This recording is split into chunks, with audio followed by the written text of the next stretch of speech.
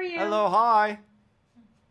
To start, this movie made me want to go jump in a pool, which is probably not the best thing. But it really did like have that like, oh, I want to swim, I want to do something, I want to kind of get out there, feel to it. But it also is you have Daisy Ridley in water for extended periods of time. When you guys were making this movie, were there conversations about maybe not having her in the pool as much and maybe focusing on her family life, or were you always kind of like she's gonna be in the ocean and she's gonna have to tread water a lot? Yeah. I think it's kind of hard to tell the story without without putting her in the channel. But I think it was very important for me to do this not only in water but in the real ocean, in the real water. And I tried to convey this to Daisy Ridley, when we were starting out, and we were so lucky to get her. And she was said, yes, let's do it, let's do it. And then in the back of my mind, I was always thinking, no way she's gonna do it. It's gonna be rough. But then she started training. She trains for months, learning open water swimming, and we were out there for weeks and weeks, and she was in the water. It's like 60, 61 degrees. Her lips turned blue. Never did she say no or complain. She always went back in, and we managed to do it in the real element of the ocean. And I think you can feel it, in the movie. Daisy Ridley, channeling Trudy Ederle somehow, by in some little way, of course, mimicking her Trudy's feet. Yeah, and it is too, I think, with stories that are true stories, especially with women, we have to kind of walk a fine line between being too much like girl power and being like, this is the actual story of what a woman did.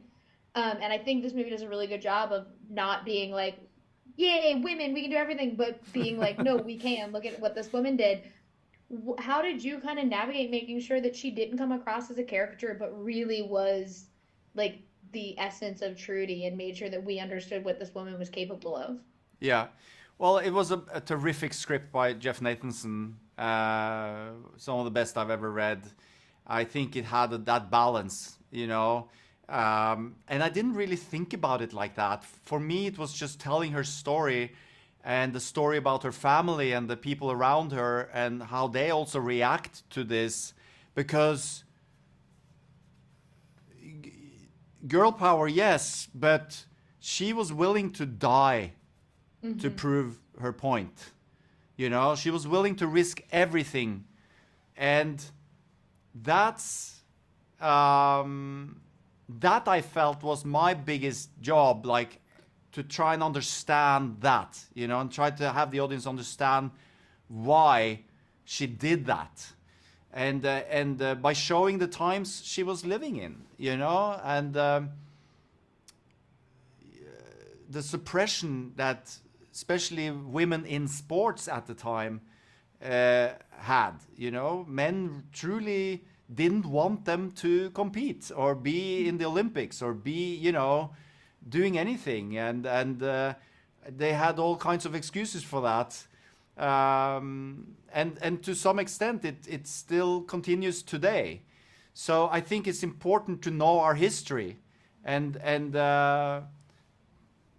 you know, what a story to tell.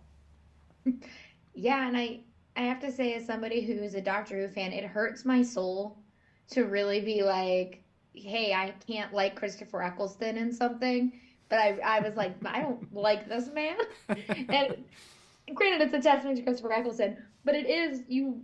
This movie has a really good balance of like the men who keep trying to push these women down, and then the ones who step up and help them. And I like how the movie itself is formatted, where like the kind of caricature of a swimmer dude ends up being a really cool guy who's like, yeah, I'm gonna help you. I want to see you succeed. Yeah. When you get to play with those lighter moments in a story like this, like when those sisters are laughing together, or when you have the vaudeville stuff, because I know Trudy did stuff with vaudeville. how do you make sure that those moments pop so then when we are in the thick of it and we're so worried about Trudy, we remember like all the happier times in the movie? Well, I mean, you're everything you mentioned. I'm happy you you mentioned it because that's the point, you know. Obviously, like yes, Trudy was a force of nature in herself, but I do think that the characters around her shaped her, and the ones that gave her resistance fueled her, you know, and the ones that mentored her obviously helped her achieve her goal. But the movie, for me, it's also about family, you know, so that's why it was important for me to draw out these characters in the best way possible, because that's where I can relate as a filmmaker, you know. I'm not with my family as much as I want to, and my teenage daughters, you know, whom I made this movie for. Um, um, that's why you probably see three-dimensional characters in the rest of the film as well, because they are, for me, very, very important elements of telling her story, and what it takes to do what she did. Yeah, and I asked Jerry this, but it is fascinating when you look at a movie like this because on the one hand, you have like a historical story about a real woman who did this, and like you're in New York, and we get to see Coney Island back then, all this stuff like that. But then you also are in the ocean. And so, what for you was like the craziest thing that they said, yeah, we can do that, that you were like, you're actually gonna let me do this with my actors? Great, I'm in. It was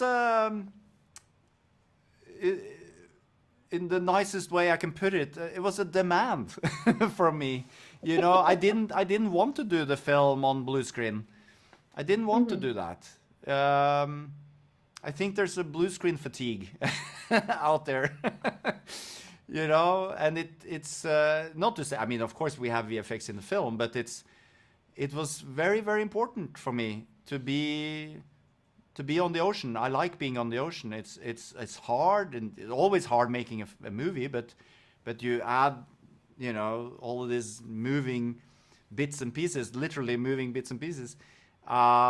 It's hard to communicate. It's hard to do it, but it was something I prepared everyone for. You know, this is how we need to do this. This is how we do it. We need to. This is how we tell this story, and this is how we honor Trudy by not coming close, of course, to what she did, but at least getting a little taste of it. And for my last quick question, I do want to ask because I'm a little sister, and so her singing a song to annoy everyone in her family until they finally gave her what she wanted is such a little sister energy. So I really loved it because I was like, yeah, I would do something like that. I would 100% just annoy people to get what I want. What is a song that you would have either sang when you were younger, sang now to annoy your family just to get them to do what you wanted? Uh, in the morning, in the evening. I don't know. That's a song in the movie. That's the one that comes to mind. That could be really pretty annoying.